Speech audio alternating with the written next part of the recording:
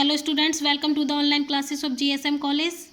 I am Kalpana Tiwari and today's we discuss about transitive verb and intransitive verb, auxiliary verb or irregular and regular verb. It is my second part of the video about verb. In my first video, we discuss about dynamic verb and static verb. So let's start. What is transitive verb? What is the meaning of transitive verb? Transitive verb means सकर्मक क्रिया. सकर्मक क्रिया, सा मतलब साथ में, कर्म मतलब कर्म, का से के बना लेते हैं. सकर्मक के, जो कर्म के साथ क्रिया हो उसको क्या बोलेंगे? Transitive verb. ये आप अपने दिमाग में एक ट्रिक बना लीजिए, दिमाग में एक बैठा लीजिए कि जो सेंटेंस कर्म के साथ हो, जो क्रिया कर्म के साथ हो, उसको क्या बोलेंगे? सकर्मक क्रिया बोलेंगे. डेफिनेशन देखते हैं इसकी. A transitive verb is a verb that requires an object. Transitive verb वह वर्ब होती है जिसमें ऑब्जेक्ट की क्या होती है? आवश्यकता होती है. टू रिसीव द एक्शन, उस एक्शन को रिसीव करें, उस एक्शन को कंप्लीट करने के लिए, उस एक्शन को प्राप्त करने के लिए, उस एक्शन की कंप्लीट मीनिंग निकालने के लिए हमें क्या आवश्यकता होती है? ऑब्जेक्ट की आवश्यकता होती है. मीन्स जिस भी सेंटेंस में ऑब्जेक्ट है तो वो सकर्मक क्रिया है. क्यों? क्योंकि अगर उसमें ऑब्जेक्ट नहीं है तो उसका मीनिंग क्लियर नहीं हो पाता है. उस सेंटेंस, उस एक्शन को पूर्ण करने के लिए ऑब्जेक्ट की आवश्यकता होती है. उसी को हम बोलते हैं ट्रांसिटिव वर्ब. एक एग्जाम्पल दिया है, सी मेड, उसने बनाया. ये इनकम्प्लीट सेंटेंस है, इसमें ऑब्जेक्ट नहीं है और जो बनाना है, बनाया, उसका जो एक्शन है उसका क्या है? उसका कार्य पूरा नहीं हो रहा है. ये इनकम्प्लीट सेंटेंस है. सी मेड, उसने बनाया. क्या बनाया? ये एक्शन जो है वो अपने आप में कंप्लीट नहीं हो रहा है. तो इस एक्शन को पूर्ण करने के लिए, प्राप्त करने के लिए किसकी आवश्यकता पड़ेगी? Requires an object. इसको एक ऑब्जेक्ट की आवश्यकता है इस सेंटेंस को. तभी ये सेंटेंस पूर्ण होगा, तभी ये ट्रांसिटिव वर्ब बन पाएगी. वैसे ये इनकम्प्लीट सेंटेंस है, इसका कोई सेंस, कोई मीनिंग नहीं निकल रहा है. सी मेड, उसने बनाया. क्या बनाया? कुछ भी नहीं बनाया. तो इसको पूर्ण करने के लिए आप इसके आगे कोई भी ऑब्जेक्ट को लगा दीजिए. मैंने बनाया सी मेड अ केक, उसने एक केक बनाया. इसमें जगह पे आप कुछ भी लिख सकती हैं. She made a new dress, she made a new pillow cover, she made a new picture. उसने एक अच्छी सी नई पिक्चर बनाई, उसने एक प्लो कवर, कुछ भी बनाया उसने. सी मेड अ न्यू डिश, उसने एक नई डिश बनाई. कुछ भी बनाई. मीन्स इस सेंटेंस को कंप्लीट करने के लिए एक ऑब्जेक्ट की आवश्यकता है. तभी ये सेंटेंस जो है पूर्ण बनेगा, उसका मीनिंग क्लियर होगा और तभी ये मेड वर्ब जो है वो ट्रांसिटिव वर्ब बन पाएगी. नेक्स्ट सेंटेंस देखेंगे. Ram gave me a pen, Ram ने मुझे एक पेन दिया. अब मी अ पेन को अगर हम छिपा लेते हैं तो राम गेव, राम ने क्या दिया? ये अपने आप में अपूर्ण सेंटेंस है, इनकम्प्लीट है. ये इसका कोई भी मीनिंग क्लियर नहीं निकल रहा है. इस जगह पे कुछ भी लिख सकते हैं. Ram gave me a glass of water, Ram gave me a बोतल, Ram gave me a book, Ram gave me a notebook. कुछ भी लिख दीजिए. जैसे मैंने लिखा है Ram gave me a pen, Ram ने मुझे एक पेन दिया. तो मीन्स इस गेव, ये ट्रांसिटिव वर्ब है लेकिन इसको पूर्ण करने के लिए ऑब्जेक्ट की आवश्यकता है. अगर हम इसमें ऑब्जेक्ट नहीं लिखते हैं तो ये ट्रांसिटिव वर्ब नहीं होगी. नेक्स्ट एक सेंटेंस है, ही पैक्ड द बैग, उसने बैग को पैक किया.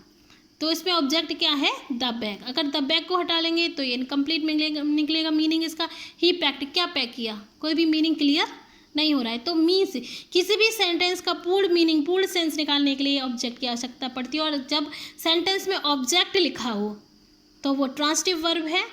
ये छोटी सी बात आपको माइंड में रख लेनी है कि अगर सेंटेंस में ऑब्जेक्ट है तो वो ट्रांसिटिव वर्ब है. इंट्रांसिटिव वर्ब क्या होता है? आगे हम इंट्रांसिटिव वर्ब को डिस्कस करेंगे. इंट्रांसिटिव वर्ब का मीन्स होता है अकर्मक क्रिया, जस्ट अपोजिट.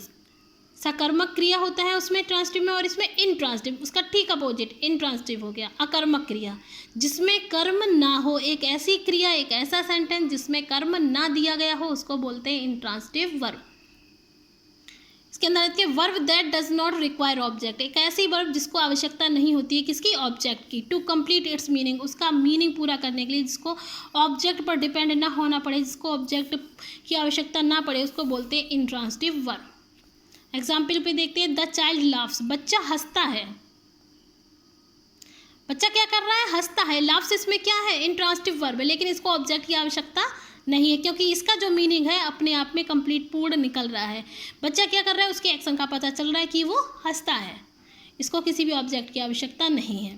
ही प्लेड, वह खेला, पता चल रहा है कि वह क्या काम कर रहा है, वो कौन सा एक्शन कर रहा है, वो खेल रहा है, वो खेलने का काम कर रहा है, फिजिकल एक्शन चल रहा है उसका।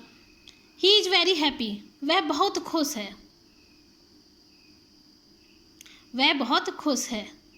ये भी सेंटेंस क्या है, ये अपने आप में इसका मीनिंग को क्या है, पूर्ण निकल रहा है, कंप्लीट मीनिंग निकल रहा है। ही प्लेड, वह खेला, ये भी मीनिंग अपने आप में कंप्लीट है। द चाइल्ड लाफ्स, बच्चा हंसता है, ये भी मीनिंग, ये सेंटेंस क्या है, अपने आप में कंप्लीट है, इनको किसी भी ऑब्जेक्ट की आवश्यकता नहीं है। ही प्लेड, वह खेला, पता चल रहा है कि वो खेला है। द चाइल्ड लाफ्स, बच्चा हंसता है। ही इज़ वेरी हैप्पी, वह बहुत खुश है। तो जिस एक सिंपल सी 2 पॉइंट आपको दिमाग में रख लेने हैं कि जिस सेंटेंस में ऑब्जेक्ट है वो हो गया आपका ट्रांसिटिव वर्ब, और जिस सेंटेंस में ऑब्जेक्ट नहीं है वो हो गया आपका इंट्रांसिटिव वर्ब। नेक्स्ट वर्ब जो है वो है आपकी ऑक्सिलरी और हेल्पिंग वर्ब। हेल्पिंग वर्ब का मीन्स होता है सहायक क्रिया। सहायक मतलब जो सहायता कर रही हो, एक ऐसी क्रिया जो कि सहायक हो, सहायता कर रही हो। और किसकी सहायता कर रही हो, मेन वर्ब की। These verbs are used with the main verbs, ये जो वर्ब होती हैं प्रयोग की जाती हैं किसके साथ, मेन वर्ब। ये वर्ब जो होती है वो मेन वर्ब की हेल्प कर रही होती है, इसलिए इनको हेल्पिंग वर्ब बोलते हैं। और हेल्पिंग वर्ब होती कौन कौन सी है, ये होती हैं is, are, am, was, were, did, do, does, will, shall, has, have, had, etcetera. ये सारी क्या होती है, ये सारी की सारी हेल्पिंग वर्ब होती हैं। एग्जाम्पल दिए इसमें हमने, he is writing a letter, कुछ भी लिख दीजिए, she is singing a song. तो राइटिंग क्या है, ये मेन वर्ब हो गई, इसकी हेल्प कौन कर रही है, इज, ये आपकी क्या हो गई, हेल्पिंग वर्ब हो गई। और ये राइटिंग क्या है, ये आपकी मेन वर्ब हो गई। तो he is writing a letter, writing के सेंस को क्लियर करने के लिए इज क्या है, हेल्पिंग वर्ब की आवश्यकता है। वह पत्र लिख रहा है, सी इज सिंगिंग ए सॉन्ग, वह गाना गा रही है। इसमें इज क्या है, आपकी हेल्पिंग वर्ब है। She was suffering from fever, वह संघर्ष कर रही थी, किससे कर रही थी, फ्रॉम फीवर, वह फीवर से संघर्ष कर रही थी। क्या था, वह फीवर से संघर्ष कर रही थी। तो ये वाज जो है ये आपकी हेल्पिंग वर्ब है, और किसकी, मेन वर्ब की क्या कर रही है, हेल्प कर रही है। वह किससे संघर्ष कर रही थी, फ्रॉम फीवर, फीवर से संघर्ष कर रही थी। Your friend has not good knowledge, आपका मित्र जो है हैज़ नॉट गुड नॉलेज, तुम्हारा मित्र अच्छी नॉलेज नहीं रखता है, जो है क्या, हेल्प कर रहा है मुख्य क्रिया की। He did not help, he did not kill him, उसने उसको नहीं मारा है। He did not help him भी लिख सकते हैं, उसने उसकी मदद नहीं की। He did not kill him, उसने उसको नहीं मारा। तो डिड क्या है इसमें, डिड इसमें आपकी हेल्पिंग वर्ब है, उसने उसको नहीं मारा है, मेन वर्ब की हेल्प कर रही है। इसके बाद क्या आता है, रेगुलर और इरेगुलर वर्ब।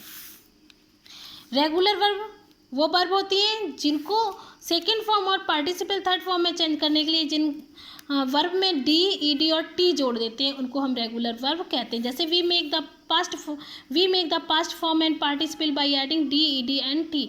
जिन वर्ब में हम लोग एंड सेकेंड फॉर्म में चेंज करते टाइम और थर्ड फॉर्म पार्टिसिपल में चेंज करते टाइम जिन वर्ब में हम लोग डी, ईडी या टी जोड़ देते हैं उनको हम रेगुलर वर्ब कहते हैं। और इरेगुलर वर्ब उन्हें कहते हैं जिनको हम पास्ट टेंस में या फिर पास्ट पार्टिसिपल थर्ड फॉर्म में चेंज करते टाइम जिनके इनसाइड वॉवल, जो वॉवल्स लिखे होते हैं जब उनमें चेंजिंग हो जाए तो उनको हम क्या बोलते हैं, उनको हम इरेगुलर वर्ब बोलते हैं। कुछ एग्जाम्पल्स भी दिए हैं यहाँ पर, ये रेगुलर वर्ब के एग्जाम्पल्स हैं। जैसे कि फर्स्ट फॉर्म जो है लाफ की, वो लाफ ही होती है। सेकेंड फॉर्म में जब लाफ को चेंज करते हैं तो इसमें क्या जोड़ देते हैं, ईडी जोड़ देते हैं, लाफ्ट हो जाएगा। और इसी की जब पार्टिसिपल थर्ड फॉर्म आएगी तो उसमें भी लाफ्ट का लाफ्ट ही रहेगा।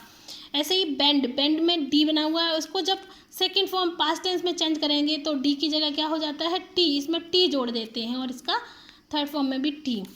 गैन का भी सेकेंड फॉर्म में गैंड, ईडी जोड़ दिया इसमें और इसमें हो गया गैंड, इसमें भी डी हो गया। हैपिन, हैपिन की भी सेकंड फॉर्म में ईडी जोड़ा और थर्ड फॉर्म में भी ईडी है। लेकिन जब इर्रेगुलर वर्ब जो होती हैं, जब इर्रेगुलर वर्ब को पास्ट या थर्ड फॉर्म में चेंज करते हैं तो इनकी मीनिंग्स में काफ़ी चेंजिंग होती है। ये चीज़ें आपको अपने माइंड में रखनी है, इनका कोई रूल नहीं है, इनको आपको अपने माइंड में रखना है। जैसे कि एरोज, एरोज की सेकेंड फॉर्म हो जाएगी एराइजन और थर्ड फॉर्म हो जाएगी एराइजन। ब्लो, ब्लो की सेकंड फॉर्म हो जाएगी ब्लू और थर्ड फॉर्म हो जाएगी ब्लोन। इसमें ये भी कोई क्लियर नहीं है कि जो पास्ट फॉर्म में वही आपकी पास्ट पार्टिसिपल फॉर्म भी बने जाके, इसमें ये भी कोई चीज़ क्लियर नहीं है। राइट, राइट की सेकंड फॉर्म हो जाएगी रोड, थर्ड फॉर्म हो जाएगी रिटेन।